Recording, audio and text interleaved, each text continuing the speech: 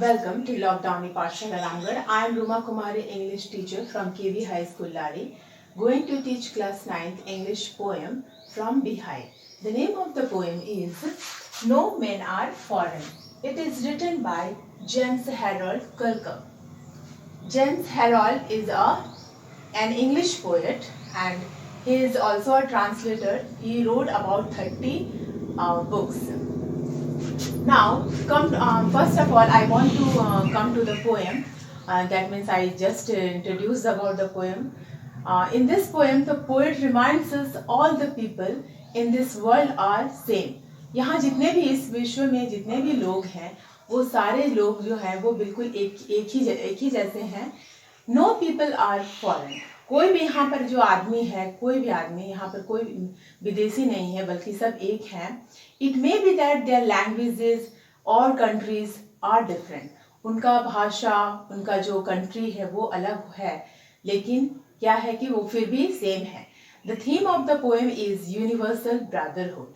यहाँ पे क्या है कि हम जो है यूनिवर्सल ब्रदरहुड के बारे में पोएट जो है वो बताना चाह रहे हैं. Let's come to the poem.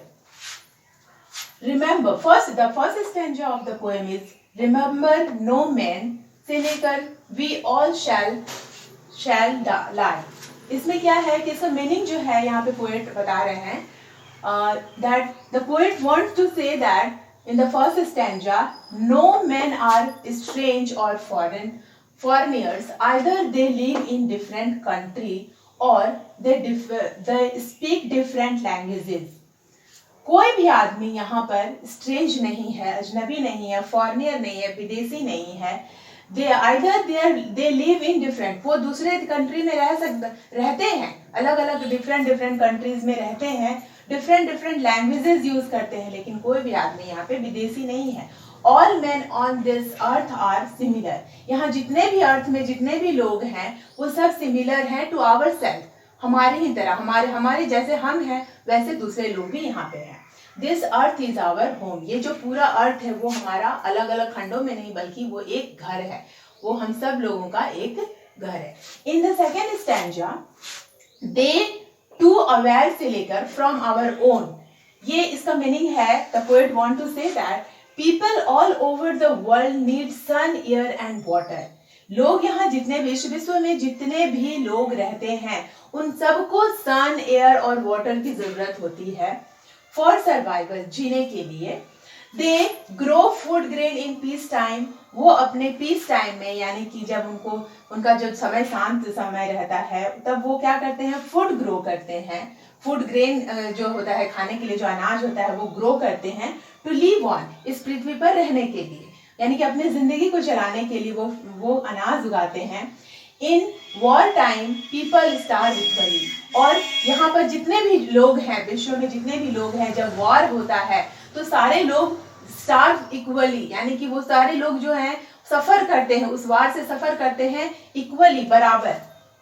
Workers of different country have to labour which is not different from our own.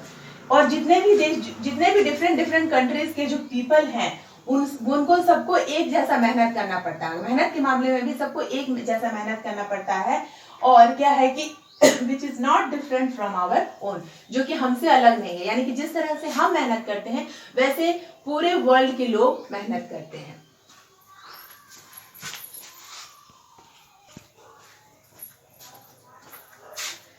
In the third stanza, remember they have to and recognize. ये third stanza है.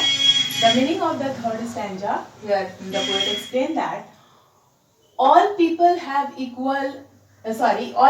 have eyes like our to see. जिस तरह से हमारी आंखें हैं वैसे सभी लोगों की आंखें हैं देखने के लिए. They understand the language of love and friendship. और वे जो है हमारी जो आंखें हैं वो प्यार और दोस्ती की भाषा को अच्छी तरह से समझती हैं. इन एवरी कंट्री, सभी देश में देयर आर कॉमन पीपल, सभी देश में कॉमन पीपल रहते हैं, आम लोग रहते हैं. To whom all can recognise and understand, जिसे हम सब क्या है सभी लोग एक दूसरे को पहचानते हैं और समझते हैं. In the fourth stanza, let us remember two against each other. In this stanza, the poet says that we should always remember. The spelling of the remember is here mistake. Remember that when someone says that we should hate our brothers, ये हमेशा हमें याद रखना चाहिए कि अगर कोई कहता है कि we should hate our brothers, हमें अपने भाइयों को यानी कि दूसरे देश के लोगों को नफरत करना चाहिए. That means we betray our self. इसका मतलब ये है कि हम अपने आप को धोखा दे रहे हैं. हम दूसरे को नफरत नहीं कर रहे हैं बल्कि हम अपने आप को बिट्रे कर रहे हैं, धोखा दे रहे हैं. In the last stanza, that means the fifth one, remember we who to no countries strange. This is our last stanza, and in the last stanza the poet says that we must remember that when we fight with each other, हमें ये जरूर याद रखना चाहिए कि जब हम एक दूसरे के साथ लड़ाई करते हैं, when we fight with each other, we make our earth dirty. तब हम इस पृथ्वी को क्या करते हैं? dirty करते हैं, गंदा करते हैं. हम सिर्फ लड़ते नहीं है बल्कि इस पृथ्वी को गंदा भी करते हैं. और our hatred insult the innocence only.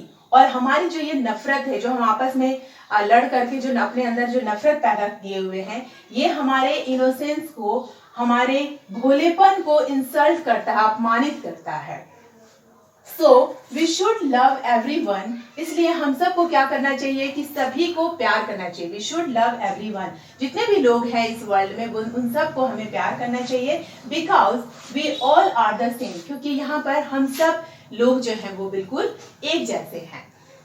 तो इस पोएम में हम क्या देखते हैं कि जो पोएट जो है उसका थीम क्या है? यूनिवर्सल ब्रदरहुड है.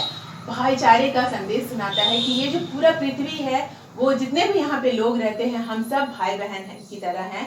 We all are the brothers. और हमें एक दूसरे से क्या करना चाहिए? प्यार करना चाहिए. तो ये हमारे पोएट जो है यहाँ पर बहुत अच्छी बात बताए हैं. I hope that you have understood this poem. Now thank you.